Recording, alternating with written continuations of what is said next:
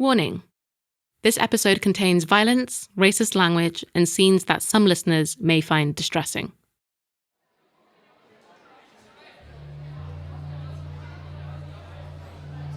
March 2003, this occurred. There's 2,000 students in there, so there's no such thing as a quiet lunch at that school. This is Michael T. Morrison, or Officer Mike. He's standing in his usual corner in the cafeteria at Columbia High School in New Jersey. It feels like just another day on the job. Like, you might have the jocks sit together, the science kids sit together, the cheerleaders sit together, different nationalities, the Haitians will sit together, the blacks will sit together.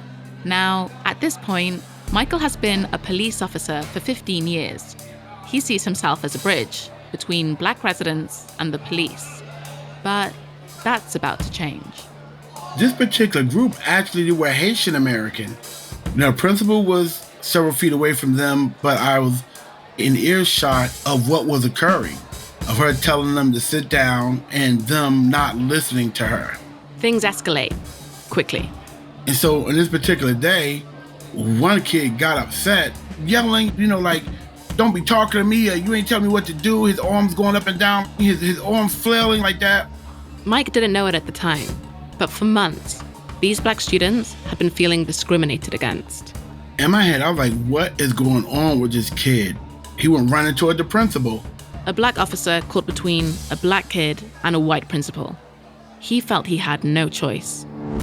So I grabbed him, I gave him the bear hug just to close his arms together, just to stop his arms from flailing. And so in that bear hug, we fell to the ground. The next day, it was an uproar. It was minority parent groups upset with me, marching in front of the school against me, claiming that, I beat the young man up in the cafeteria. It was out of control. I was charged with police brutality.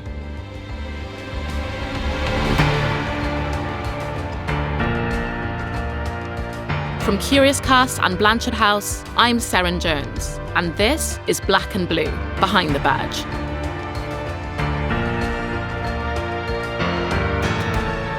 Episode 1, Catching Hell.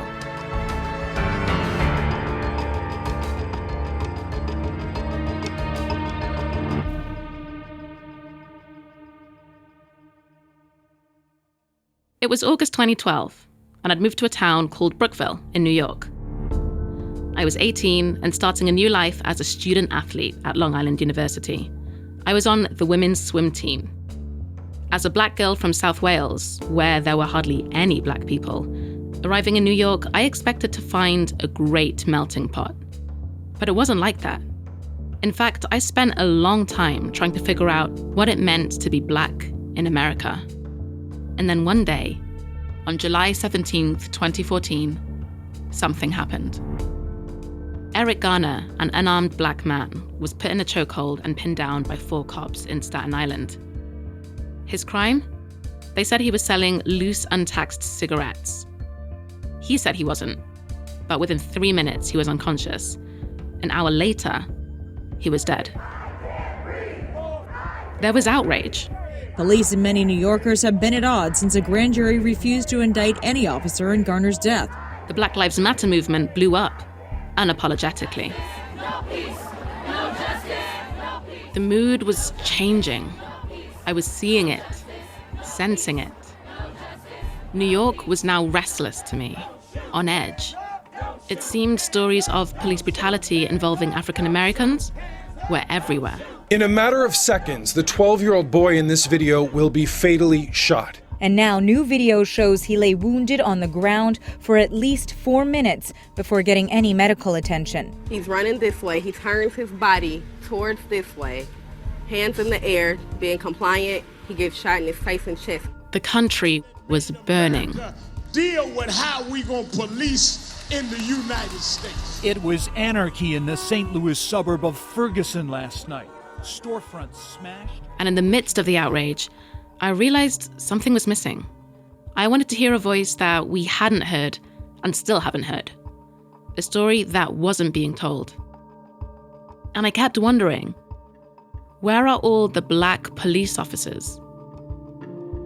I became obsessed with this question and this perspective, which just seemed invisible. I wanted to find black police officers and get answers. Did these deaths keep them up at night, or was it just another day on the job? And how could they look their white colleagues in the eye and be sure, like really sure, that they wouldn't kill an unarmed brother or sister that day? I had so many questions. I just wanted to know if they genuinely believed that they could make change, or if deep down they thought they were actually just another cog in that massive machine called law enforcement. So years passed. I still couldn't believe I hadn't heard that voice. I graduated, then I became a journalist, and suddenly I had a chance to tell that story. I started trying to find voices of black police officers who were grappling with the questions that consumed me. But in the middle of my reporting, devastating but familiar news broke. The death of Tyree Nichols, a black man from Tennessee, at the hands of Memphis police officers sparked outrage and, of course, a lot of sorrow. After the police body cam video of the brutal beating of Tyree Nichols went public, calls are growing louder for Congress to take action. I feel like that we have to stand up for injustice and we have to have police reform. This cannot keep happening. Another unarmed black man killed by police. But this time, the officers involved were also black. It was horrific. Horrific doesn't even cover it. And it complicated my story, but it also made telling it so much more crucial. The stories of black officers could no longer be ignored, nor could their complicated place in black American life.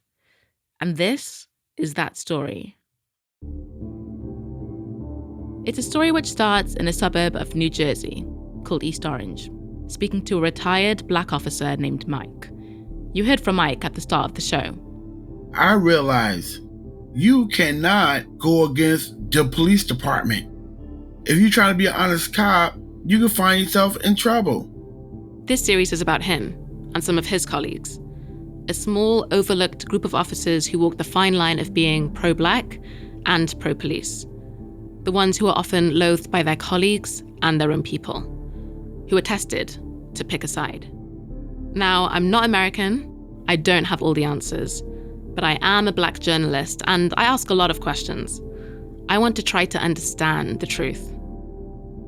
And by the way, us Brits have our own problems. I'll tell you more about those later. But first, Mike's story. I remember the first day I met Mike in East Orange, New Jersey. Yeah? Okay. That's me arriving at Mike's house. Mike's house is a wooden two-story. The houses around here look lived in. A little rough around the edges. It's not rich, but it's not poor either. So this is home. You're 89? We knew it was yours because there's a little black police officer. That's Bobby Black. Bobby Black is what you've called him. Bobby Black. Bobby Black is a small wooden statue, no bigger than a gallon of milk. He lives in Michael's front porch, in the bottom left corner of the window. He's the first thing you notice when you arrive. He has a small black face and wears a navy blue uniform. And he's got it all. The hat, the jacket, the badge, and the nightstick. He's looking out at the world, unapologetically and controversially asserting his presence. And that's why we're here, to hear firsthand about the ambiguity of being black and being a cop in America. Well, first time I put on my police uniform, listen, I remember that lean, mean machine in that uniform. You know, I went to the tailor with my uniforms, you know. Not only get the shirts tapered, I got the sleeves tapered. I got the short sleeves tapered. So I could look sharp, yeah. But it was a proud moment. Putting a uniform was definitely a proud moment. Mike is a lot of things. A dad, husband, karate teacher, preacher, mentor. But above everything, he's a police officer. My work ethic came from out of poverty. This is where I grew up. This is Hussey Street. Here go my house right here, 475. So drugs came into this area in the early 80s. So then once we got to high school, there was a choice. Go to school or hang out on the corner. Mike grew up poor in the city of Newark in the 1980s. He lived through the height of the crack epidemic and witnessed firsthand the devastating effects it had on the African American community. A significant rise in homicides, incarcerations, poverty, families torn apart, neighborhoods ravaged. Even the homecoming queen at his high school was hooked. But Mike chose school over the street corner. He was one of 5 kids, raised by his single mum who did her best for her family, bouncing between government assistance and juggling multiple jobs. When my stepfather left is when you start to realize that things were getting rough. You know, like the winter started being cold. You wasn't getting clothes as regular as we used to. The sneakers wore out. They had holes in the bottom, you know. I mean, you could buy clothes with holes already in them now. That's the style. When I was young, that patch was really a patch, and that patch was really covering a hole that was in the jeans. Mike is in his late 50s, but you'd think he was younger, thanks to his daily 5 a.m. workouts. When we grab lunch at Maplewood Diner, he's dressed in a black and white Puma tracksuit. He orders a bodybuilder omelet, but switches the pork sausages for turkey and turns down the toast and home fries. He's around 6 feet tall, 265 pounds. Now on the outside, he's built, and not the type of guy that you would want to mess with. But spending the day with him, I never felt intimidated. Far from it. He's everything plus more. Calm, brave. I always seen him as second to God to me. Like, after God is my father. That's Seren Morrison, Mike's daughter. She's in her 30s, Newark born and bred. He'd still text me every morning, "Good morning, daddy's girl." If I don't get a text from him, I'm texting him like, "What's up? Like, why you ain't text me? What you doing?" I get my messages on the daily at the same time. Seren is Mike's firstborn, and because of this, she says she was the trial and error child. She went everywhere with him. The grocery store, church, school, even the police station. She couldn't get enough of her dad. Always by his side, glued at the hip. Like, you can't never walk the streets anywhere without somebody know, like, "Oh, Mike Morrison." You can put my dad in any room, anywhere, and he can just like blend in with anyone. You could put him in the streets, in the hood, in the middle of the hood with gangsters and gangbangers, and he'll blend in and be cool. Put him in the church, he blend in well with the church. It's like you can put him anywhere and he blends right in. It's like amazing. Growing up in the inner city, Mike didn't plan to become a police officer. As a dark-skinned black kid, the idea didn't even cross his mind. He just about managed to graduate from high school and enrolled into a local business school because it promised a loan and a job at McDonald's. After that, he became a security guard. And when the chance to become a police officer came up, being the breadwinner in his family, Mike knew what he had to do. This thing was do or die for me. This police academy was going to get me out of poverty.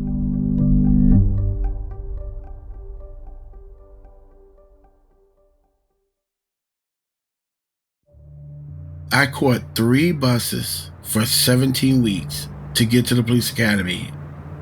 Yeah, the first day, we all line up, and you don't know what to expect. You line up outside the police academy door, and these guys come out with these drill sergeant hats on, and they kick the door open, and they put us in push-up position, and they made us do push-ups on the cold ground. When we got down on push-ups, we had to say, "Thank you for making my mind and body healthy, sir." Then they made us run around a lot in the cold, and they were calling us names. It was a 17-week process of elimination. Oh, it was horrible, It was horrible. There were a lot of lessons for Mike, and a lot of firsts, too. I wasn't ever had a gun before, Now remember, it was in the wintertime. We had to qualify outside in the snow. My hands were bleeding. The gun was bloody because when you load the magazine, it was cutting our fingers. And you got to shoot from prone position at 50 yards. So it was a very intense experience. What I learned once I went to the police academy is how much money police officers are making. It's a very good job. And these guys back then, when I became an officer in the 80s, you didn't need college. So these guys are making very good money with very good benefits without even having college degrees. Now, if you look at the demographic of policing in America, people like Mike are hardly anywhere to be seen. The country's police force has always been overwhelmingly male and disproportionately white, especially when Mike was starting out in the 80s. The Bureau of Justice Statistics shows that in 1987, just 7% of full-time local cops were women, which, by the way, is why you'll mostly hear from men in this show. And although nearly 12% of the US population was black, just 9% of cops were. Minorities in police work was very rare in New Jersey, very rare. You had your sprinkles, here and there, but it was very rare. I think in the 90s, it really got better, but that was the beginning of these towns diversifying up here. Even though there was a slight rise in the 90s, these figures have barely improved. In New Jersey today, although the state is only about 50% white officers make up more than 2/3 of law enforcement. And improving diversity in policing isn't just a US issue. The UK also struggles. In both the US and the UK, black people are consistently underrepresented in law enforcement. The numbers have barely moved in 30 years. Black women are even less represented. And when you think about how police tend to be deployed, it means that most of the time, white officers will be policing black neighborhoods, and black cops will be far outnumbered wherever they serve. I feel like he wants to show the world that, this can be done in this form of fashion. This can be done by a black cop in a white community. This can be done by a little black boy that came from a poor home. Just showing the world, showing the community that this can be done. I wasn't the fastest. I wasn't the best shoot, wasn't the best in shape. So at the end of the police academy, they gave me a motivation award, right? They called me Mr. Motivation because I used to motivate everybody while we're running, while we're getting beat up. So it was really a brotherhood. It was a very good experience. Made a lot of good friends from there. After 17 weeks of training, on a spring day in May 1987, Mike graduated from Essex County Police Academy and was sworn in as a New Jersey police officer. Mike's mum didn't want him to be a cop. She was a black woman who lived through the fight for civil rights in Newark. She knew the way police officers treated black people, and raising black sons in the city only made her more skeptical, more distrustful. But even though his mum disapproved of him being a cop, Mike felt accomplished. He had proven his worth, and he was grateful to be graduating into the Brotherhood from this institution that, to Mike, didn't seem that bad at all. Mike remembers the speech of the Essex County prosecutor that day. He said the new officers shouldn't expect to go home on weekends or make a home for the holidays anymore. It was time to work. And Mike was ready. Your attention, please. All luggage and parcels must be attended at all times. Any items left unattended will be removed. His first job was in the transit department at Newark Penn Station. Mike had no idea what he'd signed up for. He was about to get a hard lesson in the reality of policing. I realized that I joined the biggest gang in America when I joined transit. It was all a long way from the police academy and the Brotherhood. An ugly wake-up call. Well, man, I have to be honest, man. Transit was we was rough, man. It was rough down there, you know. It was rough down there. A lot of fighting, you know. Transit was a very rough place to work. So Penn Station, Newark, was a transportation hub. That's Michael Sapp, one of Mike Morrison's colleagues at Transit.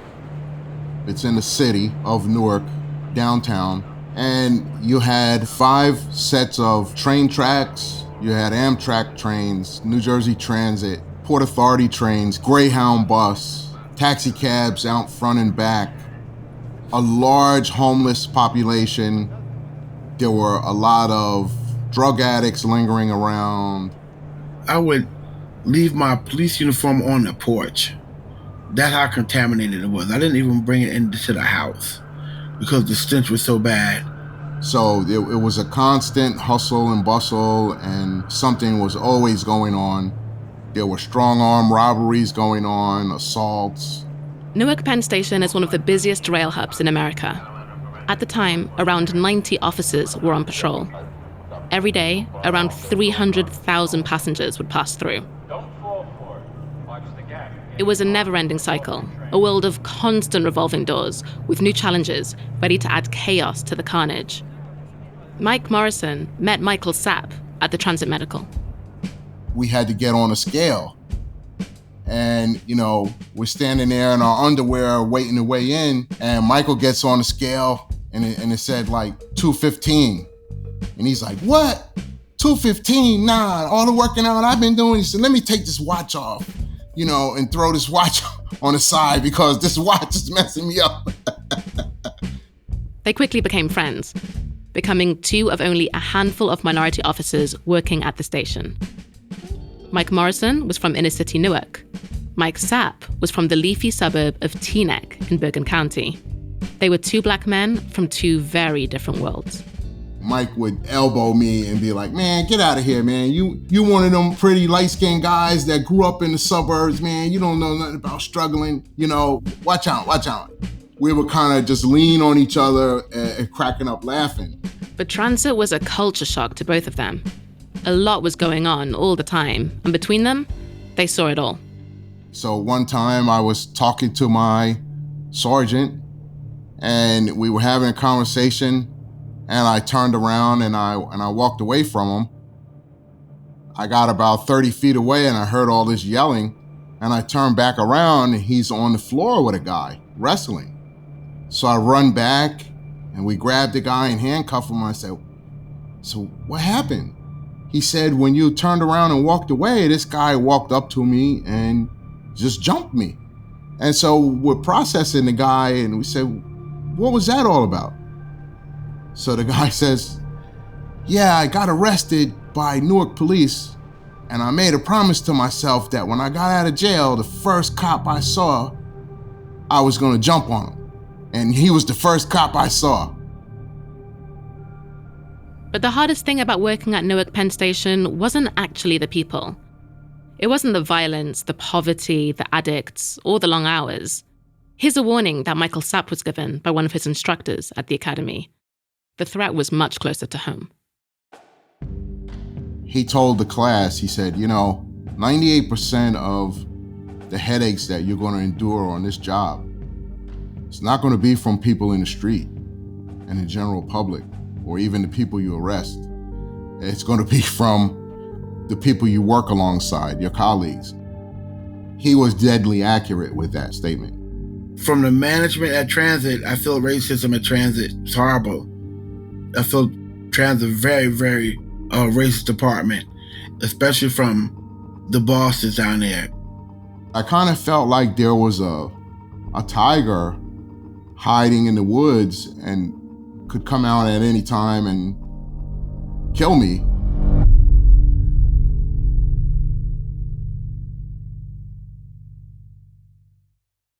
Captain Bober was a horrible person. He was a mean boss. White male. He had a short mustache. He kept himself in very good shape. Very good shape.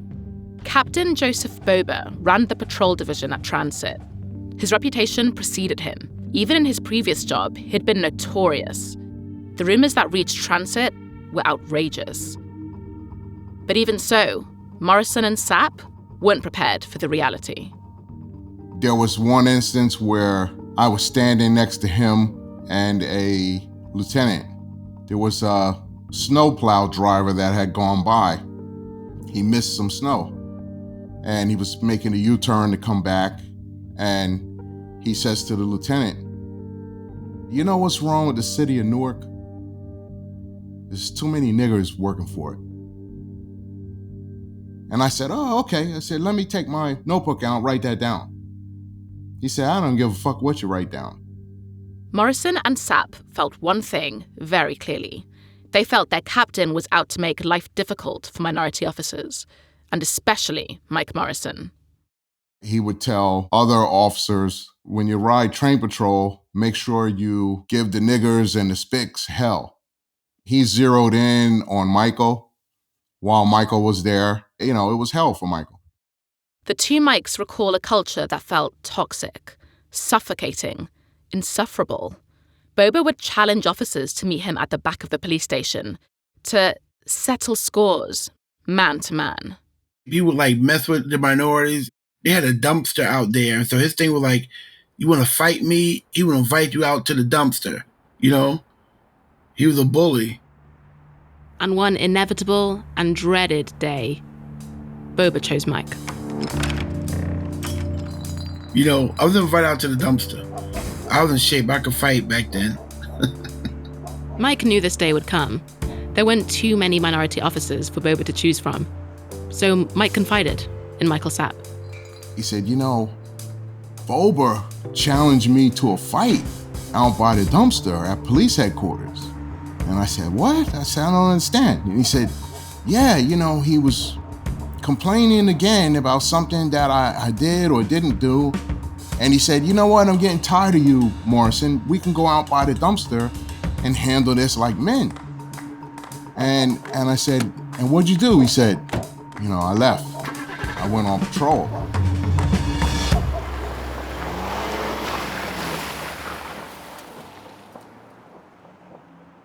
That was the measure of his brother, Mike Morrison. Here's a man that lifts weights at 5 a.m. every morning, dedicated with his diet. At the time, he was studying karate and always boxed. And so where I'm going is he could have destroyed Boba in a physical fight, but he never allowed himself to be pushed to that. Mike did all he could to stay out of trouble, to be an honest cop. But it was harder than he had ever imagined. I had a friend named Michael Guest, and this guy was an actor. This guy's a professional. They took his money. And he came up to me, he said, "Mike, those guys opened up my wallet. They just took my money." You know, I told him, I said, "Man, you know, it's bad thing. I ain't nothing I could do." I told him how to make a complaint. I said, "I'm a cop, just like those are cops." And when it came to the victims of this behavior, both Sapp and Morrison say there was an undeniable pattern. 99.9% of the time, it was a black person. Sapp and Morrison were part of an overwhelming minority. With about 90 officers in transit, less than 10 were black or brown. According to the two Mikes, instances of racism were everyday occurrences, overt at times and covert at others. Mike Sapp even saw it in the way their peers would handle passengers who had just missed the last train home. If a minority rider came up and said, "Oh, I'm stuck till the morning, anywhere I can go," "Yep, stand right there till 5:30 a.m. If a white person came up to certain officers, "Oh, right this way." And they would open the main waiting room and let them have a seat on the benched area. It looked like segregation, pure and simple, and it never went down well with Mike Morrison. And so then I would immediately find, you know, if I would see an African-American woman down there that's possibly a businesswoman that missed her train, I would put her in that waiting room too, you know, so she could be safe till her train comes in the morning. That was my first experience with wow, you recognize humanity and the need for the white woman to be safe, but you don't recognize humanity and the need for this professional black woman to be in a safe environment. To Morrison and Sapp, it seemed like their fellow officers thought that their badge put them beyond the reach of any kind of accountability. I remember there was an officer that went off duty, and he came upstairs in his civilian clothes, and he left.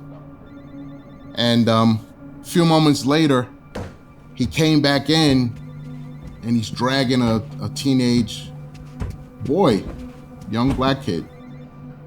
And so we all, run up to the off-duty cop, and he said, "What's going on? What do you got here?" "Oh man, kid threw a snowball at my car." And so he brings the kid inside and throws him on the floor, and he starts slamming the kid around, punching him, kicking him. And I said, whoa, wait a minute now. Wait, this is a kid. I said, "Get off of him." Now he's looking at me like, "What?" I said, "Listen," I said, "don't you have a son this kid's age? You want somebody slamming your son around like that because he threw a snowball? Get off of him and don't touch him." Then I grabbed the kid. I said, "Let's go, kid." Violence, racism, corruption. It wasn't even hidden. It was proudly protected by the badge on the uniform and the flag on its sleeve. The two Mikes had some difficult choices to make. There were thefts that occurred. There were assaults that occurred. It was common for those prisoners or suspects that were being processed to be assaulted. You were expected to take part in it, look the other way, lie for people when a suspect got injured. Let's say if I knew Officer Jones was a bad cop. If Officer Jones said on the air, "I'm coming in with one arrest," I would say, "Officer Morrison going to lunch." When they brought somebody in for arrest, I made sure that I was not in the room. If you're a minority officer, there can be a double burden of suspicion. Some white citizens sense danger. Many black citizens sense betrayal. At times, you may be able to win the battles, but it's nearly impossible to win the war. The moment that you do your job as a police officer, "Oh, come on, brother, give me a break. Oh, my man, you're not going to charge me. You're not going to give me a ticket." And when you do your job, now, "Oh, you're an Uncle Tom. Oh, you're a traitor. I can't believe you're wearing that uniform. You're mistreating us just like the white cops." When you're a minority officer, you catch hell. And hell was about to reach a whole new level. With Boba on his back, Michael Morrison was about to face the ultimate challenge, escaping what he calls the biggest gang in America before it was too late. If you look at the legal definition of a gang, same language, same dress, same codes of conduct, but what makes it a gang is illegal activity. So once you are in uniform and you're an officer and you're involved in legal activity, that makes you a gang. I learned early on, listen, you don't run your mouth, you get in trouble if you violate the gang, if you tell on a gang member, your life is in danger. If you try to be an honest cop, you can find yourself in trouble. Next time on Black and Blue. I knew that if I stayed at transit, very soon I'll be brought up on fake charges and fired. I really had to get out of transit, right away. But someone appears hell-bent on blocking his escape. He was calling them, trying to stop me from getting that job, saying bad things about me, trying to tell him I'm a bad person, I'm not gonna be an asset to the police department, I crashed up cars. So he was trying to stop me from getting on the Maple Police Department. Will Mike make it out of transit? And will there be a day of reckoning?